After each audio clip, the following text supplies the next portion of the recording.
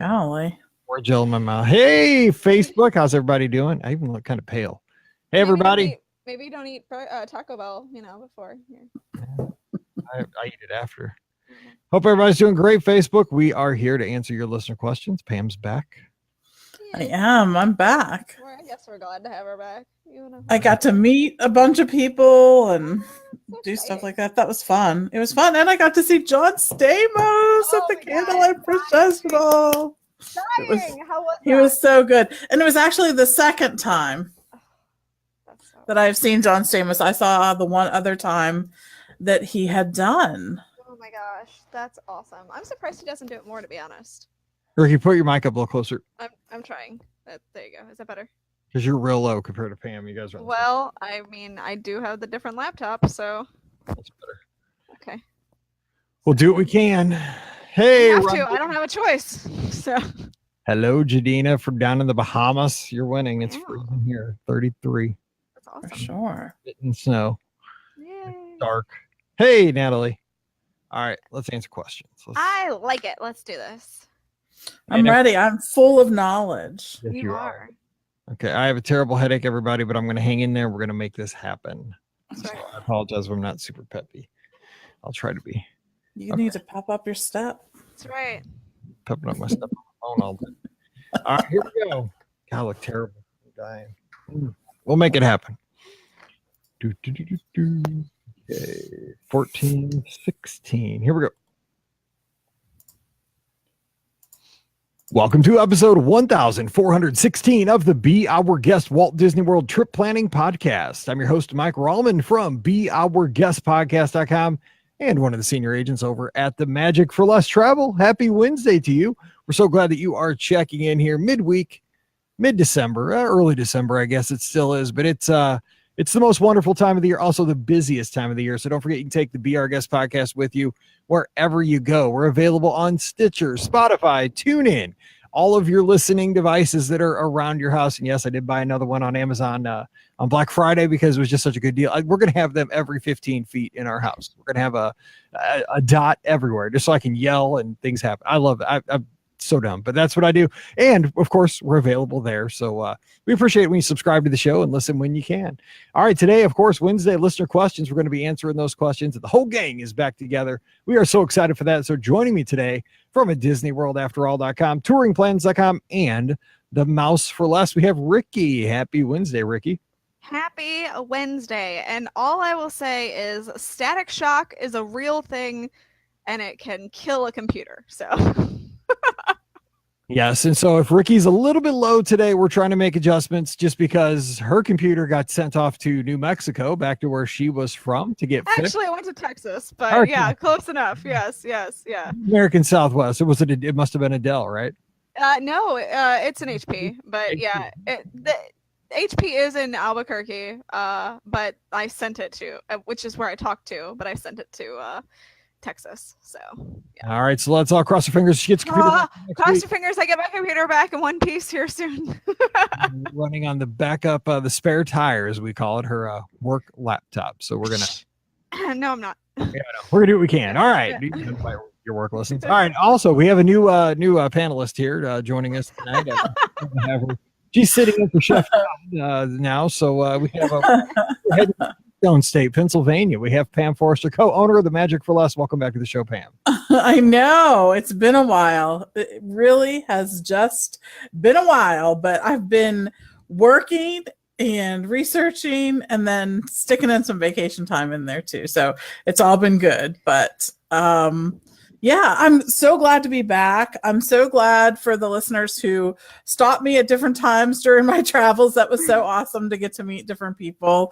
It was just a good trip. It was, really good. And I'll talk about it on Friday, and maybe we'll get some questions that make me share some of the knowledge that I've learned over the past, I don't know how long. I don't think I've been home in a long, long time. No, so anyways, I don't think you have either. My house is glad to see me too.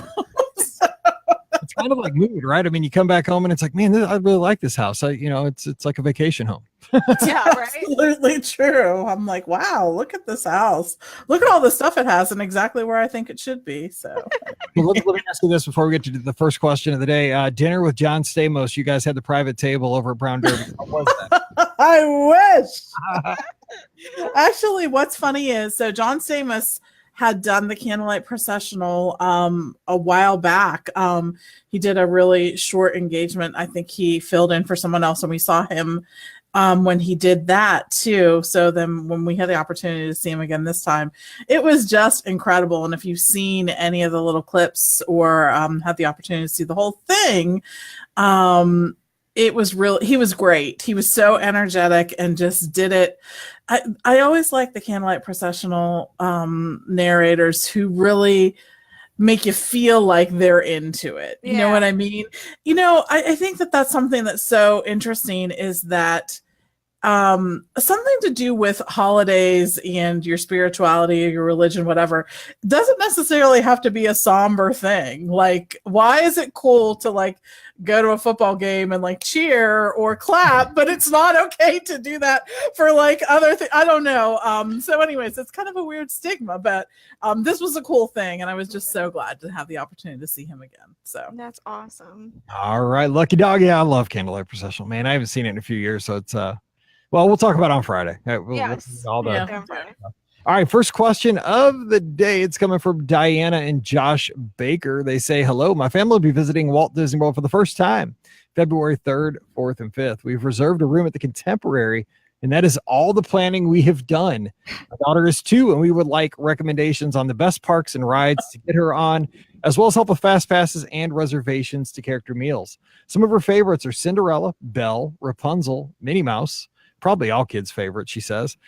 Are the rides what are the rides you guys recommend fast passes for and rope drop? We're looking forward to hearing from you. Best regards, Diana and Josh. All right, so basically we have a 2-year-old, so a very young kid who obviously won't meet the height restrictions for some things, but they're looking for, they're kind of they've got a lot of stuff still to do, and we want to ensure that they have a good trip. So Pam, when you hear this, when somebody's got kind of a blank slate, they're going down 1st of February now, so we're inside.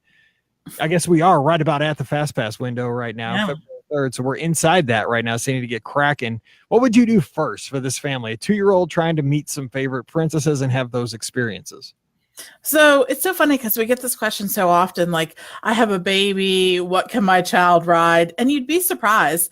There's relatively few attractions at Walt Disney World that have a height requirement. There are so many attractions that you will be able to experience because guess what? There's no height requirement. So, I mean, of course, one of the other good things about having a young child is you don't necessarily have to do the fight for some of the most popular attractions that people are trying to get, right?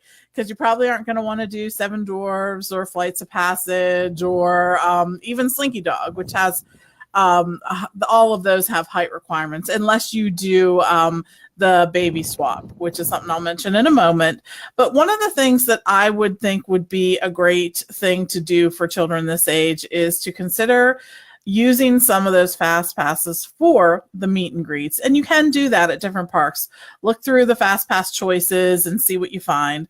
The other thing that I'm going to suggest is there are a few attractions that do appeal to guests of all ages that you'll want to do early.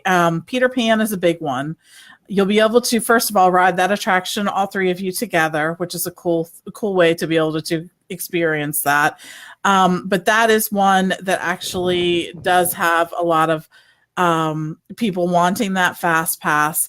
And then also over in Pandora, the Navi River ride, you're going to want to try and get a fast pass for that because that will have a long wait if you don't. And finally, over you won't be able to do any of the Alien Swirling Saucers has a height requirement, so you won't have to fight for that one either, but you can do Toy Story Midway Mania. So maybe you want to get a fast pass for that. But definitely the other thing I would do is try to ease into some character interactions at home if you have the chance. I know that Santa may not be the best representation of how your child will react to characters, because I guess Santa is scary. But maybe you have like a Chuck E. Cheese or something where there will be some kind of character, and have the chance to do that, because some kids are afraid of the characters. And if they are, one of the things you may want to consider is a character meal, but I would do one of the more low-key ones. Like maybe you don't want to jump right into Chef Mickey's because it's loud and you're whipping your napkin around and people are dancing and it's a lot. So maybe like the Rapunzel meal over, well, it's not Rapunzel specific, but she will be there over at Trattorita Al Forno. It's a little quieter. It's not so intense. And think about that.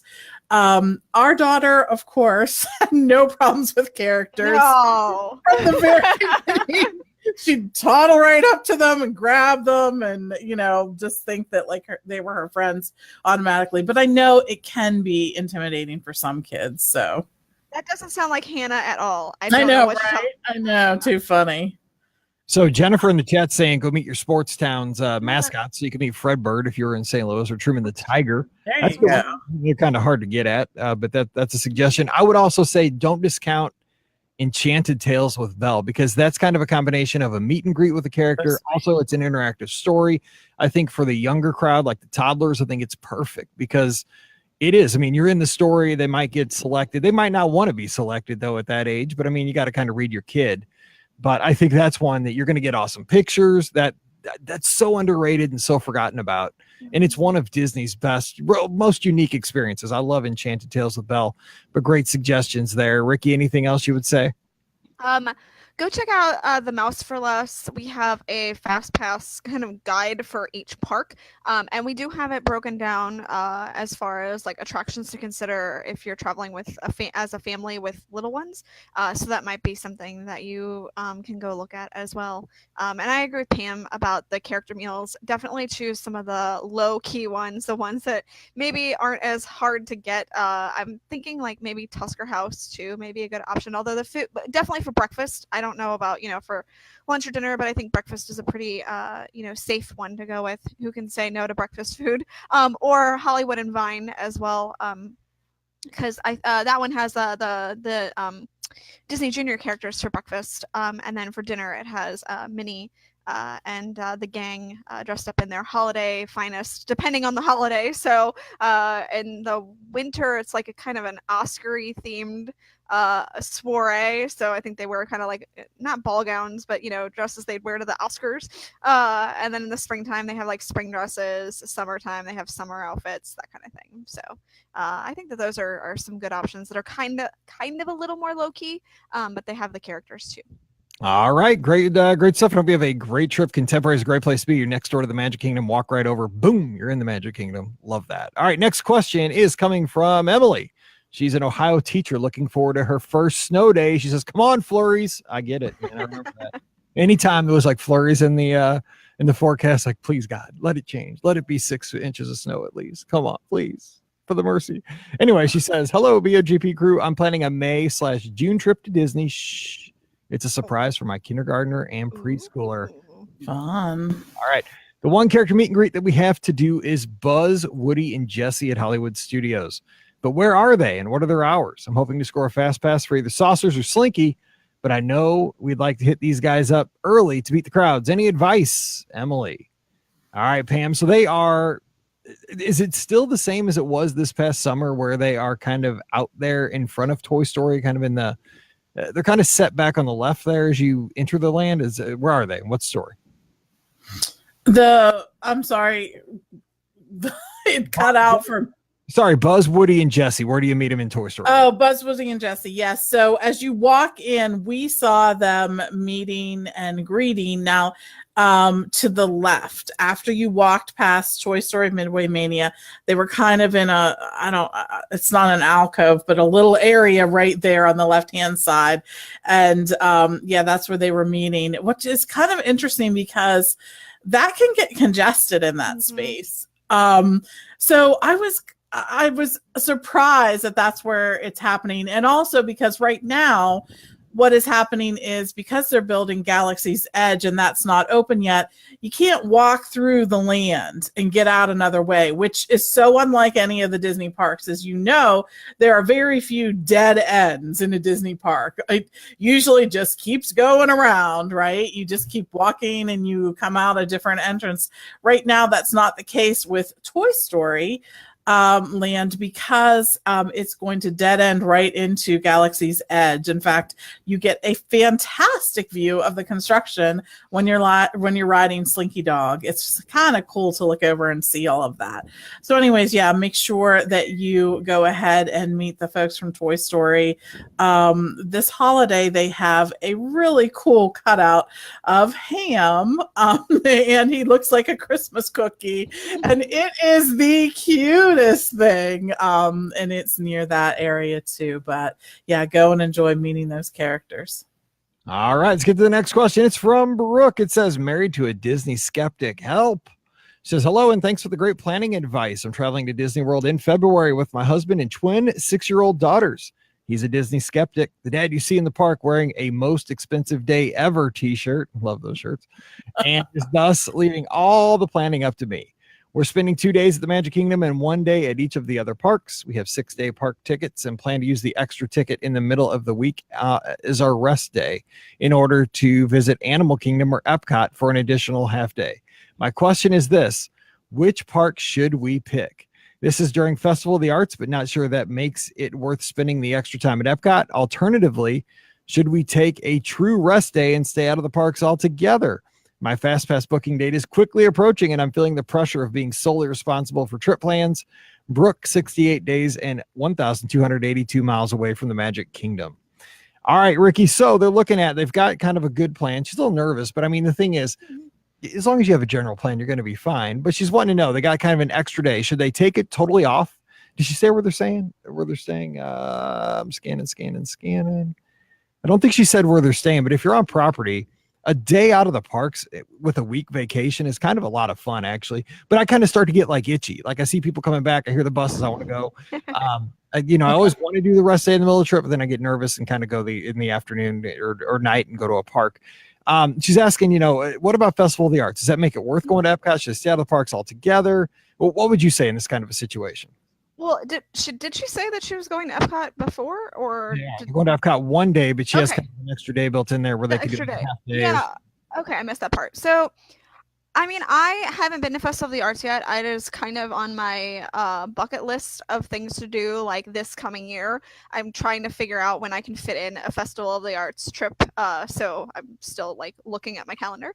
But I hear it's fantastic. Everything that I've seen from it, they have some really. Now, granted, I feel like this may be more for like us nerds who are going down, but they have like some really cool activities that you can do. Like you can learn calligraphy, or you can learn flower design, or you can learn, cake decorating kind of things, or, just they have like little classes that you can participate in. And I think for the most part, they're free. Actually, I think that they're free. I don't think there's a cost to them at this point. Now, I expect that will probably change as time goes on and these things become more popular. But I think that that's really cool. But for someone who's maybe with someone who's not as much of a Disney fan as, we all are, maybe that rest day might be kind of a nice thing to have. That way they get a little relaxation time. You may consider going to like a water park for that day. Although, it is January, February, so it will kind of depend on how the weather is that day. That might make a difference. But, if the weather's nice, you might consider going to the water park that day, because I've definitely gone on colder days and there have not been people there, which is nice. But just hanging out at the resort, there's something to be said about that. So I might get the day ticket and maybe spend the evening in the parks, or you can even go to Disney Springs and, grab dinner there too, or something like that. So I think that rest day may actually be very beneficial in this instance. And with the dad being a Disney skeptic, I mean, you don't want to push him too hard too long. Correct. Saying like, I mean, if it was a day just to chill at your resort, and that's kind of what he, maybe wants a pool day. Like, you said Brian used to enjoy that a lot, so or go to Disney Springs, or maybe go hate to say it, but just do something, or let them go play golf, or go play mini golf with the family. Just don't do the standing in line thing maybe 7 consecutive days if he's a skeptic. Absolutely. I think that's really probably going to be key for that family. All right, let's go to the chat room here. Natalie's got a question. She's watching us live here on Facebook, and you can join us on Monday nights around 5:30 Eastern if you want to be a part of the fun. She says, I can't seem to get an ADR for homecoming, with a big sad little face. What are your favorite restaurants in Disney Springs? Open to anything. Pam, I know this is right up your alley. I mean, shoot, if she could have slid a question in that's like a 10 out of 10 for you, it's Disney Springs and dining in favorite restaurants. So help Natalie out. And there are some great spots there. There really are. And homecoming is challenging to get right now. It just is. It's on the list of hot things. Mike, where's your hot takes kind of thing? I've been doing it. You've been out of town. So. Okay. All right. Well, I've been missing it. You haven't. One of the things we do when we can't get homecoming is we actually arrive at the restaurant right when they open. And so you might want to try for that as well. I think it's 11 o'clock for lunch, but go ahead and check the hours, give them a call and see. And we've been able to do that to secure a reservation. But there's so many other great locations there. You may have heard us mention the Boathouse a couple times. It has great seafood, great steaks, great burgers. Great bread. That great bread. Yes, it is. It's very good. Lots of great things and great views of that area too, especially if you sit outside, if you have great weather. That might be something you want to consider. There are also, there's paddlefish, which Hannah and I were down there for a while by ourselves. And we actually ate on top of the roof. They have a roof where you can order food and drinks and see out over all of the great Disney Springs. And that area looks fantastic now too. There is also Morimoto's if you're looking for something that's a little more fancy. And I consider Morimoto's to be in that category. The food is outstanding. Of course, it is the Chef Morimoto. He's an Iron Chef. If you watch the Food Network, you'll know him from that. There's also Mario and Enzo's, which I think has great food, something different. There's also the Hideaway, Mario and Enzo's Hideaway down there. It's kind of a bar in that space. It's great too. Raglan Road, of course, is a favorite that has been there for a long time and just does some great food there. There's also some great lounges like at the why is the name Jacques Lindsay? The name was escaping me for a minute. I'm like, how can the name escape me? There it is. Jacques, of course, the pilot from Indiana Jones fame is there. And there's going to be a new restaurant too opening near Bongo's. That will be opening soon.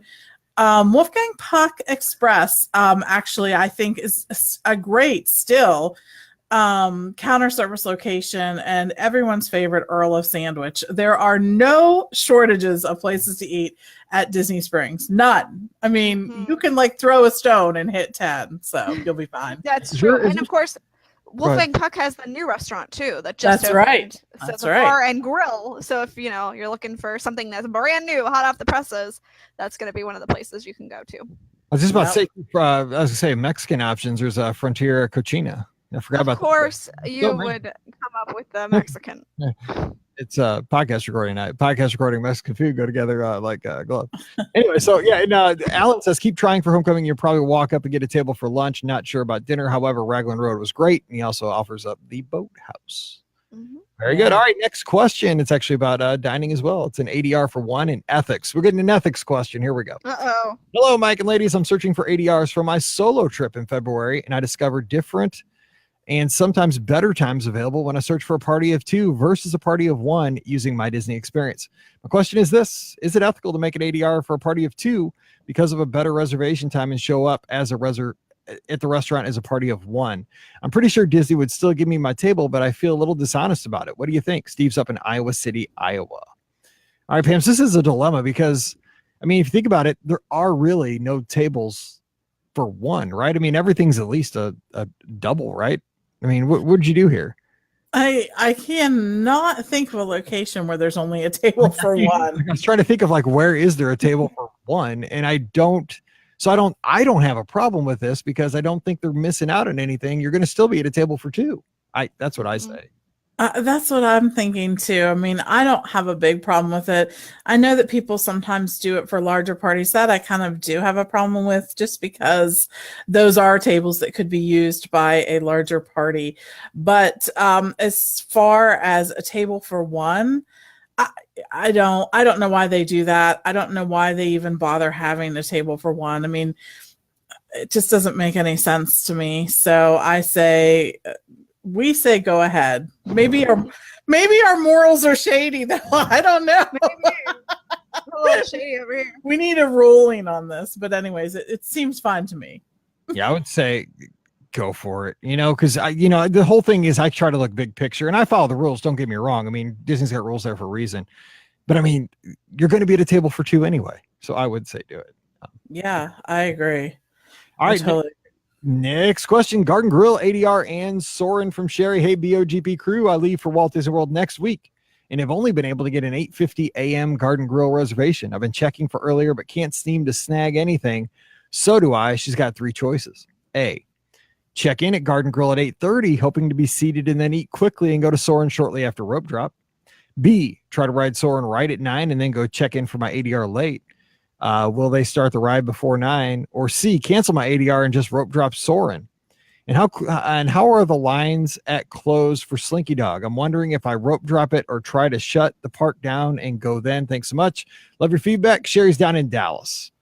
All right, so here's the three options. Again, she's got 8:50 right now for Garden Grill. Does she check in early, try to eat quickly, go to rope drop for Soren? Okay, let me give my advice. Try Soren at 9, go to the ADR late, or cancel my ADR. Soren is awesome. Don't get me wrong. Soren is a great ride, but I wouldn't go with A because I don't want you rushing through that meal. It's a good meal, great character interaction, lots of good pictures. I would not rush through it. I wouldn't go to your ADR late because if you go to Soren at 9, you're probably not going to be off the ride till 9:30. They might not seat you at that point. I mean, because you're so late at that point, you're not 10 minutes late. You're going to be at least 30 minutes late. And I wouldn't cancel it because it's a good meal. So I wouldn't do A, B, or C. But Pam, what do you say to this? I say Soren is a great ride, but you can probably ride it at 10 o'clock without too big of a wait after you eat and do both. I think that's true as well. I really do. It just, since they have added the extra screen, it has made such a big difference in terms of that. And sometimes, here's my thinking on this. Sometimes the ride is busier right when park opens than it is like a half an hour, 45 minutes after it has been open. Now, I'm sure, that may be not the case in every, in every situation, but in our case, we found that to be true a lot of times. So, go ahead and give that a shot. And, I agree with Mike. I really feel the same way that he does on this. I think that you don't need to. As far as Slinky Dog, I think getting there at either rope drop or in the evening when the fireworks are going on is a great plan to try to reduce that wait if you aren't able to get a fast pass. I would say too, if while you're having your meal at Garden Grill, if you decide to go this route, don't sweat the whole meal thinking about, oh man, the line's getting longer for Soren, because then you're not enjoying the moment. And that's, it's not a cheap meal. It's not one of the most expensive, but it's not cheap and it's a great meal. So just, I think some people worry about what's next at the expense of what's live in the moment. Yes. I know it's hard, but just, enjoy the meal, get to meet Mickey, Chip and Dale, have the great food. It's great breakfast. And then, Soren's going to be there. Maybe you wait an extra 10 minutes, but it's worth it. You're getting two great experiences. So I would say that. So Ricky, thoughts, go ahead. A lot of the wait time for Soren, I mean, even if you have a fast pass for Soren or whatever, like the majority of the wait time is actually once you get past the merge point of the fast pass and, the standby line part. that wait takes forever. So like, and that I've seriously waited, 15 plus minutes just in that spot. So, an extra 10 minutes while you're waiting in line and the spot to merge is not that big of a deal, I don't think. And I actually have waited in line for Soarin' now a lot lately since they've added the extra, the extra theater, and it's never been like super long. So it's usually around 30, max 45 minutes, and I don't even think I've waited the 45 minutes. I've definitely waited closer to the 30. So don't stress, go to the breakfast, it's going to be awesome, and you're still going to get to ride Soarin' with not a huge wait time. All right, Scott Gardner in the chat. Some guy named Scott up in the Mitten, I believe. I just had the longest vacation ever, making me jealous all day, every day. Says, I like to rope drop for Slinky Dog. We weren't early and had a 40-minute wait on a busy day when it was posted at 80. So just a little advice there. Sometimes they bump up the posted wait times. That's true too. All right, next is an after hours question from Barbara. Hey, Mike, Pam, and Ricky, we're going to that other park in January. We thought it might be a good opportunity to get our Disney fix and do the after hours party at the Magic Kingdom. 2 questions. 1, if we take an Uber, should we get dropped off and picked up at the Contemporary, or can we get in near the Magic Kingdom buses? Number 2, do we not need a park ticket in addition to the party, correct? We'll be going as soon as we are allowed in. I believe it's 2 to 3 hours before the event starts. Keep up the good work. Barbara's up in Massachusetts. All right. So 1, Pam, they're thinking about, I guess they're staying over at Universal. They want to go get their Disney fix though at the after hours party. Good call. How would you get in if you're not staying on site? Would you, I think that's a good strategy. Get dropped off at Contemporary by Uber, Lyft, something like that. I agree. The one thing I will caution you about is when we were there this past weekend, there were specific times where we absolutely were not allowed onto any Magic Kingdom Resort parking lot unless we had a reservation. We saw. Now, I'm hoping that they would let Uber drop you off, but I can't guarantee that. I mean, they were very firm. The guy was extremely firm. So he was like, turn around. And I'm not talking about the Contemporary or the Polynesian and all, or the Grand Floridian, although they were just as strict there. I'm like the Wilderness Lodge. And I'm like, dude, where are we going? We're going to park there and then take the boat for 20, you know what I mean? That would be a really roundabout way. So they were very stern about that. So in that case, but unless you're going at a busy time, they typically will at least let you drop off. So, and that's where I would have them do it, at the Contemporary, and then you'll just walk over. Yeah, it's best case. Worst case is get dropped off at the TTC and take the monorail or ferry over. Yep. That's what we do there. And that's probably what Disney would prefer, but that's not here nor there. And you only need the party ticket, right? You don't need a day's admission to go to to one of these hard ticket events. You can just show up, as soon as they let you in, you're in, and you don't need an additional ticket. Good. That's right. All righty. Let's get to the next question. I just clicked on the wrong button here. So let's see here. Okay, this one's from Autumn. I booked a last-minute trip to the world 75 days out, arriving on New Year's Eve with my husband and twin 9-year-old girls. We have lots of twins here. We have dinner at Hoop-Dee-Doo at 4 o'clock. Then we're headed to Epcot to ring in the new year. Epcot is my favorite park, and Mike has been going on and on about how fun New Year's Eve is at that park. So I just had to go see it for myself. You're going to love it. It's fun. It's a nut house. Mike had me a little nervous last week when you mentioned the incredibly long bathroom lines as well as the chaos exiting the park. Are there any tips or tricks to be best equipped to handle the crowds? Second question. We're staying at the Good Neighbor Hotels in Disney Springs, DoubleTree Suites. Should we leave through the International Gateway that night and get a lift from Beach Club back to our room? Absolutely love the show. My favorite episodes were the Trapped in Adventureland and Frontierland, and would love to hear more like that. Thanks, Autumn. Well, Autumn, you're going to get one of those. We love hearing feedback. So we'll do another Trapped in one of the lands. Those are fun. I forgot about those. We start a series and never end them. So there you go. So remember that we're going to do that. I got my show for next Friday, but maybe in a couple weeks. All right. So we've all done New Year's Eve at Epcot on New Year's Eve. And it's fun, man. It is, because they turn the countries into like clubs. 9-year-old girls will have a good time too, because it's like family friendly, like dancing and dragons shooting fire out of their mouths, and it is chaos though. It's controlled chaos, but it is a nut house. But it's so fun. I mean, and you can't beat the fireworks. It's like I don't even know how to do this. You got it. When you go there, you'll have a huge smile on your face, but you'll be like, "This is just nuts. This is just absolute craziness, but it's awesome at the same time. So throw them a little advice. They're trying to get out of the park. They're also trying to get some tips for enjoying it with the rest of the world that's in World Showcase and Future World. So Pam, what do you say from being there many times? They'll have Ricky give her thoughts. So it is going to be busy. You know, one of the things that will be a challenge for you in terms of getting Uber or Lyft to take you back to your resort is there is absolutely going to be surge pricing.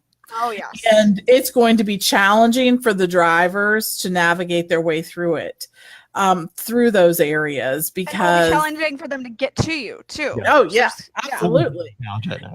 They totally reroute the way that one typically drives in that space. They close off turning lanes. They make you go straight when you want to turn. They do all kinds of things like that. So just keep that in mind. If your resort offers transportation, you may want to try and take that transportation if you can. There's a lot of those resorts that say that they have transportation, and then when you find the actual schedule, it's like the bus, it's not as good as being on Disney property. I'm not saying you're not going to have a great time. I'm just giving you kind of a realistic picture of how this may go. So what you may want to do is just kind of hang out for a while.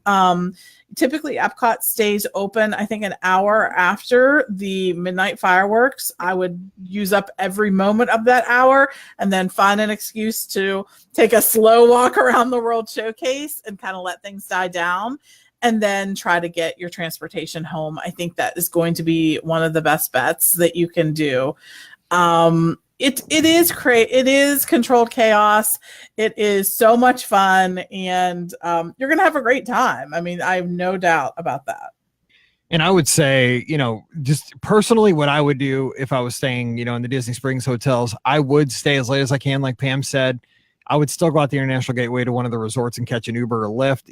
At that point, you would pay for a helicopter to come get you. You don't care. Like, you pay $500. I'm just telling you, it's realistic. Like, I would have taken up a pool to get a helicopter on New Year's Eve to get out of there, because it's a nut house. Leaving is so normal. But at least you're in a car and you're sitting down and you have control of like the temperature of the car. I don't know. That's what I would do. Because it's probably gonna take you about the same amount of time probably to get back in a Lyft, Uber, or your bus.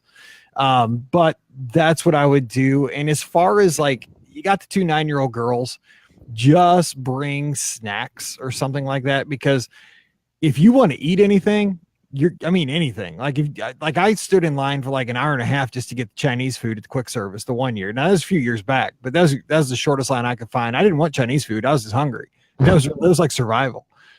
So, bring snacks and stuff like that, but it's a good time. I mean, just, you got to kind of go with the flow, line up for the fireworks an hour and a half early, maybe bring games. We did that last year, like the heads up game on the phone, or, what have you, little travel games just to kill time. Cause you are going to be sitting a little while, but it's worth it in the end for the fireworks. So Ricky, thoughts on that, or go ahead, Pam. I was just going to say, try to make an ADR for dinner if you can.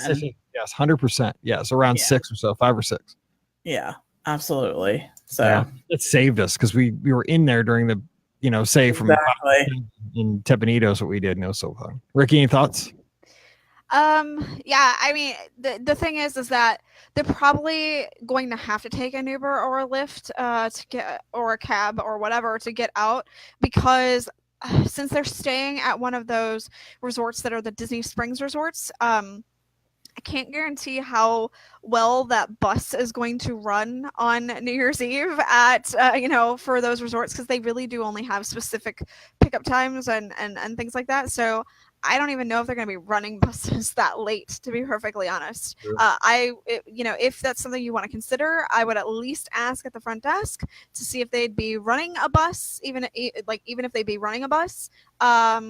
But if they're not, then you're definitely going to have to go that Uber, Lyft, taxi cab route. So I would definitely kind of relax and let the rest of the crowd kind of escape for that last hour, because the park is open until 1:00 in the morning, and then head out after that, because like Pam said, take the leisurely stroll and head out that way, because I can't guarantee that they will even be running the buses for one of those resorts. And if they are, there will be one bus and that's it. And if you miss it, you miss it. That's true. That's a good point. All right. Last question of the day is coming from Jadina. I believe she's over in the UK. I got a ticket to Mickey's Very Merry Christmas Party for my birthday, December 13th. Should I buy a ticket to Tony's Most Merriest Town Square for the party within the party? It's an extra $99 plus tax.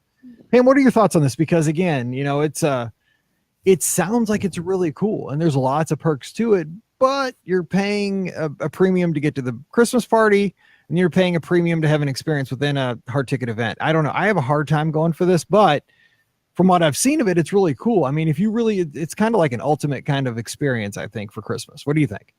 I think it is. And I think the other thing that you want to think about is how important is it for you to have a good seat to see the parade?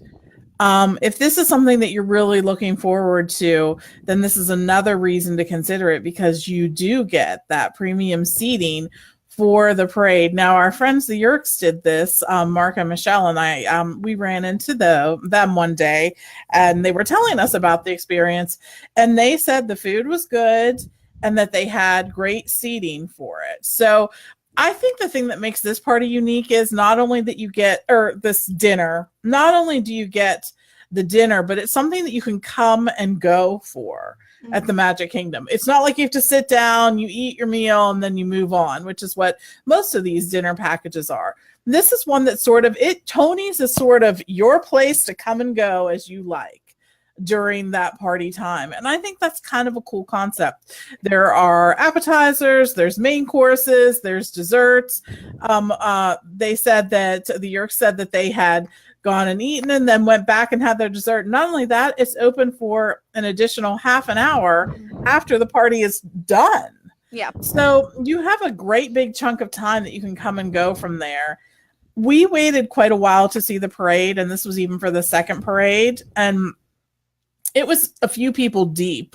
We were sitting on the curb, but my goodness, by the time the parade came, I guess I'm showing my age a little bit. I am like, oh my gosh, I cannot sit on this curb any longer. It's so uncomfortable. Yes. And then once we got up, we stood up. None of us could walk. Oh.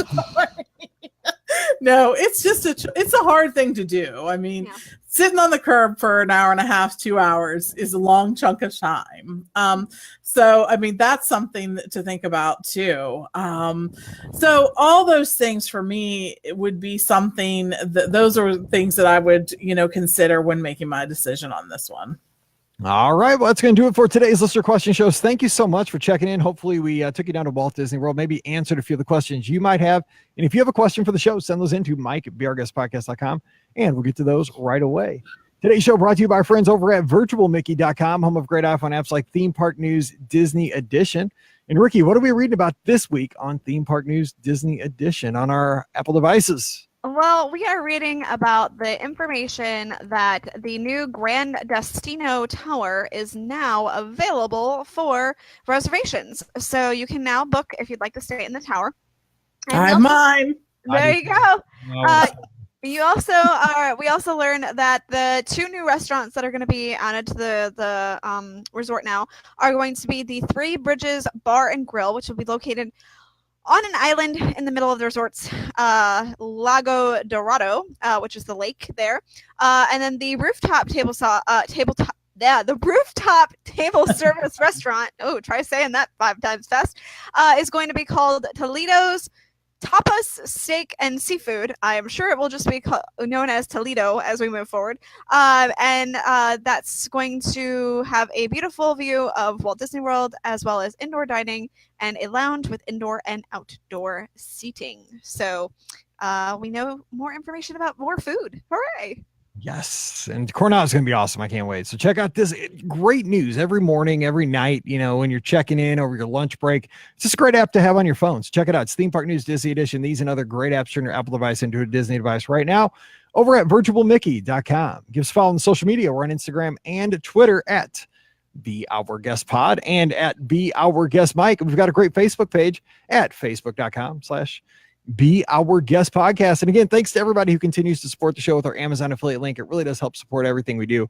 It's beourguestpodcast.com/Amazon. Bookmark it on all your devices today. All right, we're going to be back again on Friday, where Pam's going to tell us about some of the highlights of her time down at Walt Disney World here last week. Holiday season, lots going on, and can't wait to hear all about it because I still haven't even heard. So I've just been following along on Find My Friends and watching pictures and Instagram and stuff. Let's hear the stalking you, Pam. It's okay. It's jealous. It's actually jealousy. I just want to be there. And so, all right, we're going to hear about it on Friday. So hope you'll come back with us. So for Pam and Ricky, I'm Mike. Wishing you a great Wednesday. Time to head back to work, and we'll see you real soon. All right, let me save that one. Ricky, do you have a windscreen for your mic? Because you're popping your P's real hard. Well, no. You told me to put a shit closer to my face, so that's why. That's okay. We're trying to figure it out. Let's see. Sorry. That's good. Well, we just gotta last for hopefully less than a week. I mean, hopefully I'll get it back this week, but they told me it'd be 7 to 9 business days once they got it, so we'll see. All righty. That's all I can do. That's not a big deal because Pam will be talking mostly on this one. So yeah, that's good. Not a big deal. All right, let's do it. 14, 17. Oh, my head. Okay, here we go. Welcome to episode 1417 of the Be Our Guest Walt Disney World Trip Planning Podcast. I'm your host, Mike Rallman from BeOurGuestPodcast.com and MagicalMouseRadio.com. Check it out today on all your connected devices. It's also available over on the TuneIn app. So don't forget to check it out over there if you need some Disney music in your life. And who doesn't need Disney music in their life? It's good stuff. All right, today we are going to hear about Pam's recent trip down to Walt Disney World. Lots of fun stuff going on. Hear about all the holiday happenings and more. So I can't wait to hear about that. But joining us, we have Ricky. She's from a DisneyWorldAfterAll.com, TouringPlans.com, and The Old Mouse for Less. What's up, Ricky? I am just excited for the weekend. Although it's been cold here, so and it's supposed to be cold this weekend too, so I'm not looking forward to that. But just looking forward to relaxing a little bit. So that'll be nice. All righty, same here, boy. I can't wait. We work for the weekends. So that's right. I don't know if we have anything, but I think we're gonna go to the Mizzou women's basketball game against St. Louis University. They're in town Sunday. Oh, that's Amazing. exciting. Yeah. All right, also joining us, the star of today's show. She's back 2 shows in a row. We have Pam Forster, co-owner of the Magic for Less Travel. What's going on, Pam? Happy Friday. 2 in a row. I like it. I'm trying to start a new record here. Yes. Get it going. I'm glad it's Friday. You know, the week after you return from vacation might be quite possibly the longest week of your life. I'm just saying this. Right. It goes on and on and on. And by the way, there are not nearly as many good things to eat in my house as there were when I was on vacation. There's not the entertainment I have become accustomed to, for goodness sake. And there are hardly any attractions here. So what's up with that? You mean Hannah and Steve aren't like tumbling and flipping plates and stuff like that? No, nothing. No shows, no nothing. What's a bummer? I got to get on that. All right. So today we are going to hear about highlights from your trip because you were down at Walt Disney World over Thanksgiving and kicking off the holiday season with all the festivities. Got to do candlelight processional. Got to do many, many things. So just walk us through for about the next 30 minutes some of the highlights of what you saw and what you learned down at Walt Disney World. So I was so glad to be here at this time because, as you all know, we typically go down for marathon weekend, and you're seeing the end of the holiday stuff that's still up after the holidays. And at that point, of course, you're tired of the holidays. And you're like, no more Christmas carols. Okay, those trees should be down. It's January like 12th or whatever. So anyways, it was just kind of, it was so nice to be there prior to the holidays to kind of absorb all that. And you're right. We did get to do candlelight processional. We did a dining package for that. We did Mickey's Very Merry Christmas Party. We went over to see the stuff at Universal. We did a bunch of stuff. And I'll just kind of start with some of the highlights. Disney Springs has this thing that they've been doing called the Christmas Tree Trail for a couple of years. And it's cute. You get to walk through this area and they have all these trees decorated. Each tree has a different theme. it's just a cool thing to do, and it really kind of gets you in the holiday mood. They have sort of a snack stand at some point during the Christmas tree trail, which goes on for quite a while, I will say. And they are selling some refreshments there and some things, some holiday themed things. So I was glad to see that. They also, of course, have some merchandising there. But I just sort of loved all the different trees. It really shows you how unique each tree can be, and what a good job Disney does with decorating. I just, I don't know that anyone does it better than Disney in this space. So I was glad to see that. I will also say at different times of the day, and especially on weekends, it's busier than others. And it can be insanely busy. I mean, I will just say, I felt as if I almost lost my religion a few times with different people on those things. No, I just can't believe. I know that people are excited because it's holidays, but the inconsideration, I will say, at times comes out on the Christmas tree trail of all places. Right? Hello, this is Merry Christmas. Yeah. Move along. But other than that, I want to say that Disney Springs in general just looks fantastic. I love the decorations that they do there. They sort of theme them to the different areas of Disney Springs. There's different areas in Disney Springs, the landing and blah, blah, blah. They do a good job sort of theming those areas. So if you have an opportunity, make sure you see it during the day, but also in the evening where they do, such a good job. It just all really comes to light, and love that. And then I'll move on to the decorations at the resorts too. And I'm starting with these two locations because these are two locations that you can visit even if you don't have a theme park ticket. Disney Springs, of course, is open to everybody, and you'll be able to see the resort decorations. Although, again, if you're going during a busier time, they may make you park at the TTC and then use Disney transportation to get around instead of parking at each resort individually. So, we did that. The standouts are always the Wilderness Lodge, which just lends itself to a huge and beautiful Christmas tree and many decorations. This year, the boardwalk also has kind of a new gingerbread thing. It has it looks like the gingerbread houses look like the boardwalk. There's a flying fish. And there's it's really cute. So that one's worth seeing. Of course, the Beach Club always has its beautiful carousel, gingerbread carousel. Those horses, by the way, incredible, just so incredible. So loved that too. So again, I think going around and seeing the different resorts at the holidays is absolutely an activity worth doing. I don't know which resorts have the decorations that you guys like the best. I always go to Wilderness Lodge. I mean, that's kind of my kickoff point, and then make sure that I take a boat over and do the monorail loop, even though, because you got the Grand Floridian and the Wilderness Lodge, probably 1 and 2. Underrated is Fort Wilderness, seeing what the guests do with the campers and campsites. But Ricky, what about you? Definitely, the Grand Floridian with the gingerbread house. I think that's huge. And then I do love what they do at the Contemporary with the little Mary Blair inspired It's a Small World with the Cinderella yes, it was good. Cool. Cutouts. Those are adorable too. So I really like doing that. And I know that this year we're going to go along the boardwalk and kind of see that those decorations with my family this year. So that's another great spot to kind of walk around and kind of get the Christmas holiday spirit. It is. But every resort does a good job, from the value resorts all the way up to the deluxe resorts. And that was the thing I think we tried to hit, and I think we did hit just about every resort while we were down there to make sure that we saw them. And then we'll say, even at the All-Stars, they had really cute decorations. The trees had, for instance, at All Star Sports, they had some sporty decorations, footballs and, soccer balls and things like that. They had wreaths that featured something that went along with the theme of that resort. Each resort does a good job doing that. And of course, we know that the parks do. I think one of the highlights this year for me was Epcot and the whole, all those food booths that they've added. That's incredible to just have another food booth event to attend. Festival Epcot. of Holidays. Yes. Another festival. Another Yes. festival, right?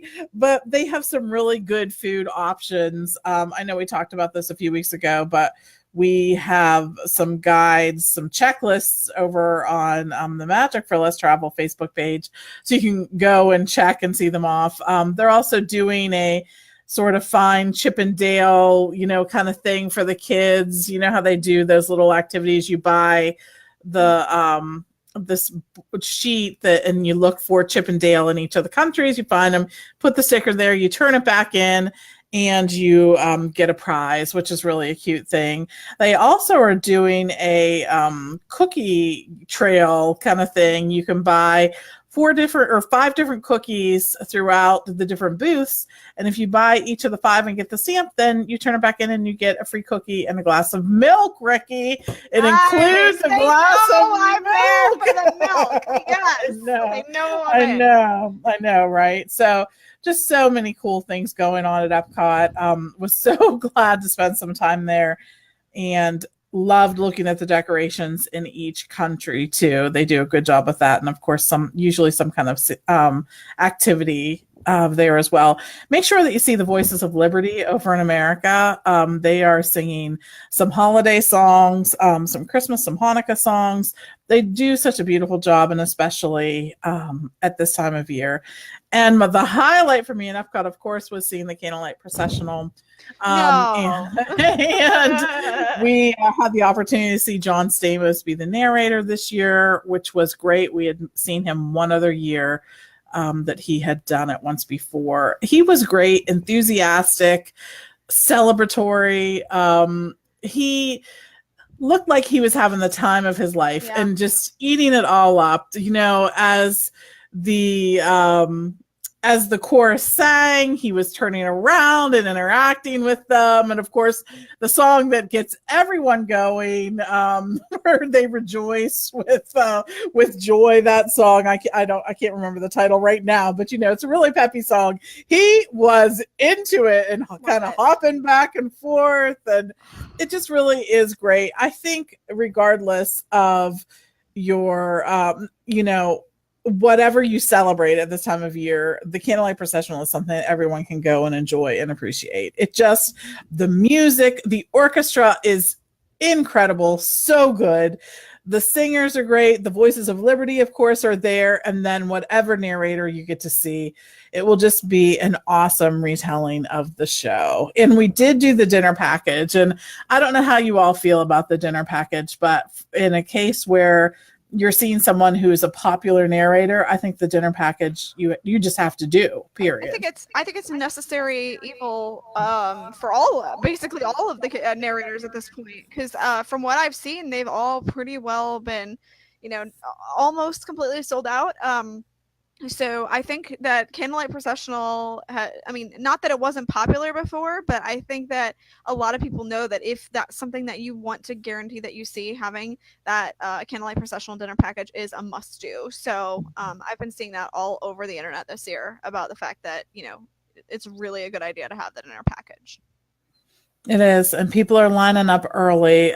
We walked past and it was an hour and a half prior to the first show, and the line was already down, for folks who didn't have the package. And you're was not way far down. That you're going to get in. And you could miss all 3 shows, to be perfectly honest. And absolutely. You're out of luck. Some did. I'm sure some did.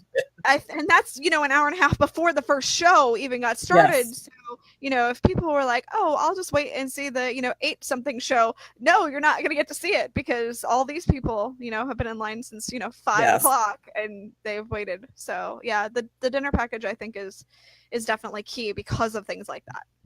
Yeah, I agree. It really is. So moving on to Hollywood Studios, which of course has become one of my favorite parks to visit, one of my top 4. Yes, of course. Places to visit at the holidays. They have just added so many cool decorations. First of all, I think Hollywood Studios is just better at night, period. The lights that are there, the neon, everything, I think they do such a great job at that park. But the decorations that they've added in the past couple of years make it even better. It just is so fun. It's really sort of vintage inspired decorations. And of course, then they also do the Flurry of Fun there over on Sunset Boulevard, where they project onto Tower of Terror and have that. And I really like seeing that too. It's amazing the things that they can kind of project onto Tower of Terror that kind of sort of transform that. They sort of transform it into a gingerbread house and other things. They have 3 series of projection shows sort of that they run through. And actually, I feel as if they're running them much closer together than they did last year. It's a fun thing, and it's easy to go over there and see that. We also did the Jingle Bell, Jingle Bam dessert party, which was so fun. I love, first of all, that these dessert parties are incorporating not only the desserts, but also some other, like some more savory things as well. That was a complaint at first, and Disney addressed that. In addition, they have seating. Now, if you'll remember, before they did not have seating for this. Now, they don't have seating to see the fireworks, but they have seating to do the eating, which I think is, kind of important at that point. So anyways, they did that. They had a ton of different yummy desserts, but they also had like pretzel bread and cheese dip that you could dip it into. And they had a spinach dip, and they had some pita and things like that. So there were a lot of different things from which to choose. Of course, when you're doing a dessert party outside of the Magic Kingdom, those often include drinks of your choice and include an alcoholic beverage choices as well. They have beer and wine and some specialty cocktails. And they did there. They had an eggnog martini and a few other different martinis that were good choices there too. So we really enjoyed doing the Jingle Bell, Jingle Bam dessert party. I thought it was a great way to experience that. And then you got to see, of course, Jingle Bell, Jingle Bam, which is a great show. How do you guys feel about Jingle Bell, Jingle Bam? I think visually. Go ahead, Ricky. No, I like it. It was actually what I did last year on Christmas Day.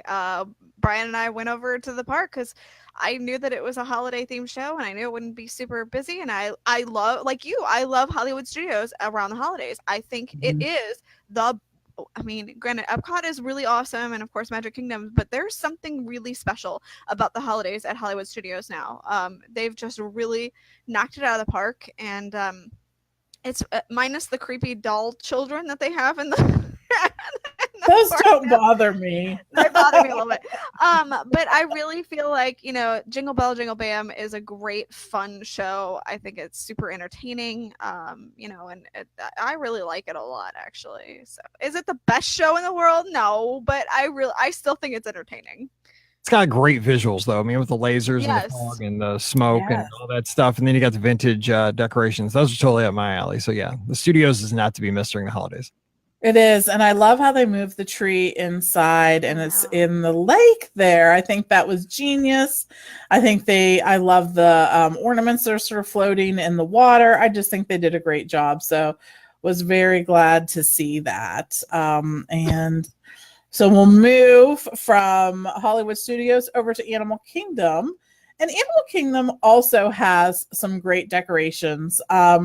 They have, the tree out front and other things. It isn't quite as themed as maybe some of the other parks, but there's still lots of things that you're going to want to see and do there. And of course, with Pandora, that's still the highlight, I think, of Animal Kingdom.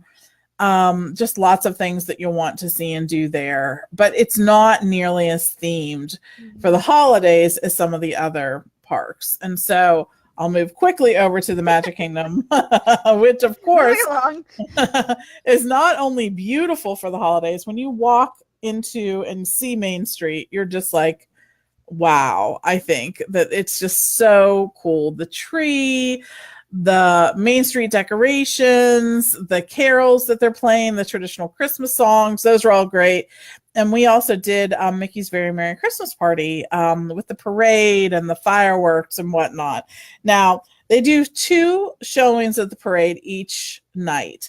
And of course, the later one is going to be less busy. So keep that in mind if you're trying to see the parade. The fireworks are incredible. They're perimeter fireworks at different times. You will see fireworks sort of all around you. And it's just such a cool experience. If you haven't done it, that's a highlight. They have also changed their food offerings as well. When we first started going to the Christmas party way back when, there was one kind of cookie and hot cocoa, period. That's it. Nothing else. That's all there was. And there was really only a few occasions. Well, now they have a number of different cookie choices. They had chocolate chip cookies. They had sugar cookies. They had molasses or like a ginger snap cookie. And they also had a peppermint chocolate chip cookie. They had different kinds of drinks. They had hot chocolate. They had eggnog. They had ices, like a shave ice kind of thing. They had apple juice or apple cider at some of them. They also had a snowman-shaped pretzel, which was really like a pretzel like you're used to getting at Disney World, but it was shaped like a snowman, and it was adorable. So their offerings that they have this year, I think, are a lot better. They've really moved into seeing that people want to have different kinds of snacks. So I was glad to see that. There were, of course, allergy snacks for those who had allergies available. You just had to ask for them. And there were so many different locations where you could pick up these snacks. And again, these are included with your admission to Mickey's Very Merry Christmas Party. So check that out as well. I saw last night that at Pinocchio's Village House, they were giving out cookie dough. Cookie dough? What? Yes. They said it was new last night at the party, which would have been a couple nights ago. But yeah, they were giving away like that edible cookie dough. Oh, wow. Put me on a flight right now. I know, that's worth heading back for. Let me tell you. Somebody's in a picture, unless they're trolling everybody. Yeah, edible cookie dough. Man, love to hear that. So anyways, I just, I think that there are things that people will go to and say, oh, Disney should have done this or Disney should have done that, the feedback. And it takes Disney a little bit to sort of incorporate that feedback, but I like how they respond to it. I think that that's important. And it's important for people to realize that, going into that. So, there's still Christmas parties available. So if you, are interested in that, get in touch with your travel agent or check out on Disney.com. You can buy them there as well. But we really enjoyed that too. Did I hit all the parks? I think I did. And you know what? I think I did. Here's kind of something I'm thinking about. We've been doing this podcast so long now that, back in the day, one of the most popular shows that WDW Today did way a long time ago was a show called The $50 Cookie. And it was about the Christmas party. And like you said, there was one cookie and one kind of hot chocolate, and that's what you got. And the party was $50. So now the party's twice that, and you get all these different options. We've gone a long way, baby. That's right. It's true. It's true. And I think, people often wonder, are the parties worth it? For us, I always say yes. And the reason why is we don't focus so much on doing attractions, although we were able to definitely do some attractions. But it's the special holiday events that you have to try and see. They had an a cappella group performing in Tomorrowland. They were fantastic, did such a good job. Again, I'll mention the parades and fireworks. Those are things that you can only see during the party, unless you're going to be there sort of the week of Christmas. Then you get to see the Christmas parade. But so many people who go in December and think that they'll be able to see the Christmas parade, you actually don't get to see it unless you are... unless you attend one of these parties. So consider that. I think there's something really to be said for that parade. It's magical. There's snow. There's, the soldiers who are actually playing the instruments, which I always forget until I see it again. And then, you see them marching and you see that, they're playing the trumpets, they're playing the drums. That's incredible. It's just a really cool moment. You get to see so many different characters in the parade. So don't discount the extra events. I realize that they are an extra expense, but I think in many cases you will find them worth your time. And again, don't focus so much on attending the party to do these different attractions, but instead try to focus on the different events that will only be happening during the party. I think it's worth it. Let me ask you this too. What about the weather and the crowds that week kind of around Thanksgiving to the beginning of December? What'd you think? So we had every kind of weather you could hope for. It was hot. Some days we swam. And then other days I was like, Pam Forrester, how can you have been coming here for so long and not have remembered to pack like something for really cold nights? I did have gloves, thankfully, and a scarf, but like I could have used my packable down jacket. There were nights that I would have worn it, and I did not have it. So we really just had a fluctuation on that. And I think it's great to be prepared for things like that. My big packing tip is always if there's any chance that it will be cold, bring something for your hands and bring something for your ears, because once your hands and ears get cold, you're done.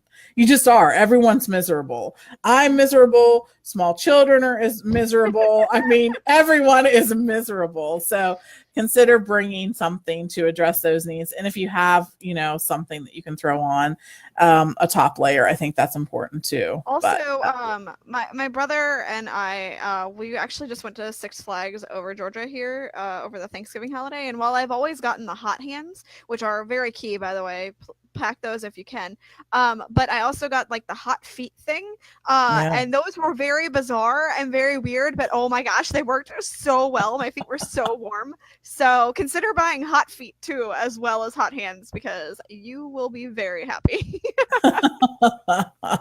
Yeah, you just have to be prepared for all different kinds of weather. Of course, we saw rain some days, and so of course you want to be prepared for that. The poncho is my least favorite thing in the world, so I always bring an umbrella and some kind of like rain jacket when possible. But yeah, so lots of, just be prepared. I think that's all you can do. What about crowds? Because, Pop Warner kicks off right about the time you guys were leaving. That not a huge impact on the parks, but it does fill the resorts. How'd you feel the crowds were? So we were there for Thanksgiving, and of course it was busy. I felt like there were a lot of people in the parks, but maybe not. The attraction wait times I didn't feel like were obscene, especially for, around the holiday. We did see some impact of Pop Warner. There were groups of cheerleaders waiting to get on the buses. That would have impacted people at those resorts. There were groups in the parks. In fact, during the Candlelight Processional, near when it first started, during one of the narration times, you could hear some chanting, like coming from wherever the group was a few countries down. I wish that they would have groups sign an agreement that they would not do the chanting and clapping when they're in the parks or on an attraction. It just impacts so many other guests. I don't have any problem with anyone being celebratory or whatnot, but that in particular, I think is impactful of other guests. So that's feedback maybe that Disney could hear in that space. But other than that, we really aren't impacted by those things that much. It's definitely a time I would visit again. I think it's a great time to visit the world if you're looking to get in the Christmas spirit too. There's a lot of celebrating and holiday stuff that you don't have to cook or decorate or whatever. They've done all that for you. So. Speaking of cheerleaders, I know you were down there, but did you hear Mallory's squad got the grand champion paid bid to Walt Disney World, maybe to Summit? I can't wait. I get an extra Walt Disney World vacation out of this, and I'll be Cinco de Mayo in Epcot. How's that? That's awesome. That's so cool. Very, very cool. All that money we put into cheerleading paying off, baby. So who pays for that then? The whatever. We pay for it because the Oh. entry fees to the regional competitions are ridiculous, and you pay for it for your cheerleading fees. But what they do is they give out at-large bids and paid bids, and to get a paid bid, you have to be it's called the grand champion. So you got to be the overall winner, all age groups for your level. There's 5 levels, and so they actually won that the last 2 weekends. Wow. So I didn't take the second one because I already have one. But yeah, they're doing well. So yeah, I get to check out I've never done anything like this, so that'll be kind of interesting. That'll be a fun trip report in May. Yeah, that's awesome. Really. You'll have a different experience, I think. And I get to run Princess this year because that's what I got for my birthday from the girls. Oh, that's awesome. There you go. There you go. Fun. My last Walt Disney World race I've never done, so I get to complete the old circuit. All right. So anyway, back to you, Pam. So what else? We got about 10 minutes left. Other highlights from the trip. I think really just some of the highlights, were that we really did focus on the holiday activities. And I think that's something that you have to do. We also were over in Universal and they're of course doing all of the holiday things again this year. They have a parade, a Macy's parade that has floats that are awesome. They do, of course, all of the characters that they're affiliated with, the Minions and the all those people. I'm trying to think of some of the other characters they have the Grinch, and the Grinch does Grinchmas and all of that. Shrek, of course, is featured in their parade. And so many other characters that, people who know Disney will also know these folks as well, because they have children of that age. But one of the greatest things I think they're doing at Universal, and they started doing it last year, was they do this projection show on Hogsmeade on the Hogwarts Castle. And it is so, so cool. First of all, the village of Hogsmeade is permanently in winter when you go over to Universal because there's snow on everything. And it just really lends itself to that beautiful, beautiful, holiday decorations. But they kick it up and they have such awesome decorations. They really sort of theme them to each building, each area. You have 2 areas of the Wizarding World of Harry Potter. You have Hogsmeade, and then you have Diagon Alley. They have decorations there as well. They did just such a great job. They alter their shows to incorporate the holiday theme as well. In fact, they did, there are these singers, and the name is escaping me right now, but it doesn't matter. They have these singers that perform in Diagon Alley, and they sang a song called Accio Christmas, which Accio means, is to call, is to summon something to you. Summon, yes. So when they say Accio Christmas, it starts snowing in the area. It's really, really cute. They just do some fantastic things there. But Universal has so stepped up their game in terms of having things that are specific to the holidays. The resorts look beautiful. We were at Portofino. They have a beautiful live Christmas tree out in the harbor area. That was awesome. So we had a great time there as well. That's good. The Christmas stuff that they do at Universal really is so fantastic. I mean, they've definitely kicked it up a notch with, the parade. Like you said, they've done that. They also have Mannheim Steamroller every year, and I think that's just on the weekends. But I mean, hello, for free, and it's Mannheim Steamroller. What? I mean, that's fantastic too. Grinchmas is so awesome. That they do that. That the show that they do as well is really good. They have some really adorable decorations because I know they were putting them up when I was there for when I was there for Halloween Horror Nights. They had started putting up the holiday decorations in Seuss Landing, and they had these adorable reindeer made out of sticks, and I wanted them for my house because they were that cute. They do some really, really cute things. And then you can't beat, the Wizarding World of Harry Potter at Christmas. I mean, like you said, if you go into the Hogsmeade, it is, perennially winter. So that just brings out a whole another factor. And then you've got the projection show. You've got all the Christmas decorations that are all around there. It's absolutely beautiful. So don't discount, Universal around the holidays. They may be a little quieter, but they definitely do a good job too. They do. I was, we were so glad to be able to see that again. It's our second year in a row of being there at the holidays, and it's really just because they have stepped up their game so much in that space. It's worth seeing. The Grinchmas is a show that's worth seeing. Yeah. So make sure that you see that as well if you go there. So, I mean, look, we came home tired. We did it all. No, we saw it all. you were there forever. You did all this stuff, and you came home tired. No, We did. There was just so much to see and do, but that's the great thing about a vacation this time of year. You know, I felt like it really got me in the mood for the holidays. I love that kind of feeling. Your pictures got me in the mood for the holiday. Like, I was just like Mike said, you know, for you, and I'm like, oh, it's really early as Christmas. It is. It is. So Pam, let me ask you this as we close out this show. Like, what was your best meal of the trip? If you had to decide, because I know you probably had some good ones and you were down there with lots of friends and got to see lots of people, but what was if you had to pick the one good meal from this trip, what was the best one? Golly, we had a lot, but gosh, we had, so I'll give two. I'll give one from Universal. We got to eat at Biche, which is at Portofino. It is the, you know, their Italian restaurant. It's sort of a signature location. And that was a really good meal. Our server there was fantastic, just on his game, 100%.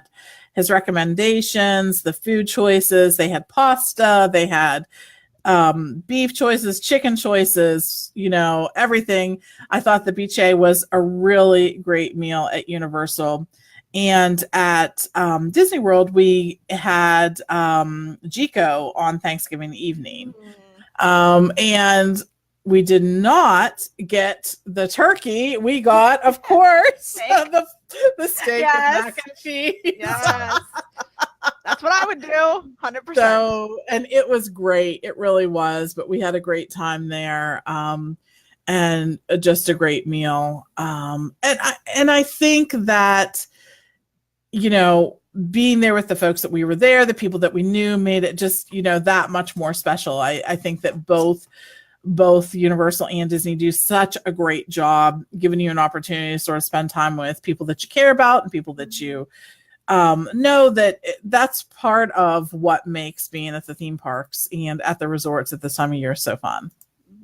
All right. Well, sounds like you had a great trip. So thanks, Pam, for taking the time to share. And we'll be back again next week with listener questions and more fun podcasts. Glad to have you home. Thank you. I'm glad to be here and talking with y'all again. Although, you know, I kind of wish I'm still there, but I'm glad. I wish I was still on vacation, but this is fine. This is fine too. This is fine.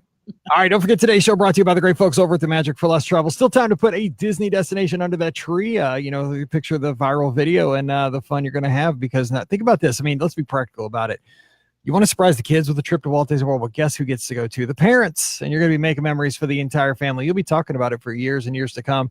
The agents over at the Magic for Less can give you ideas of how to, you know, reveal that surprise on Christmas morning and, you know, put together a great vacation for you in 2019. So just drop by the magicforless.com today. Check out all the great specials, all the details, and we're going to be right there with you. Also, Hanukkah, you know, happy Hanukkah to all of our friends celebrating this week. So we can still do that as well. So check them out today over at themagicforless.com. Don't forget to give us a follow on the social media. We're on Instagram and Twitter at BeOurGuestPod and at BeOurGuestMike. We've got a great Facebook page at facebook.com/BeOurGuestPodcast. And thanks again to everybody who continues to support the show with our Amazon affiliate link. It's over at BeOurGuestPodcast.com/Amazon. Thanks so much for that. All right, we're going to be back again on Monday with a great trip report to get you to work. But we're not worrying about that right now because it's the weekend. So let's go out and have some fun. So for Pam and Ricky, I'm Mike. Wish you a great weekend. Whatever you do, stay safe, and we'll see you real soon. Hooray! All right, good one. I got to go. I am dying. I have such a bad headache. Look awful. You do look awful. That's why I kept going solo, because my head is killing me. Woo, I'm dying. I got to try to edit these things. Good luck. All right. Talk to you guys. Okay, we'll see y'all. Okay. All right. Bye. Bye, everybody.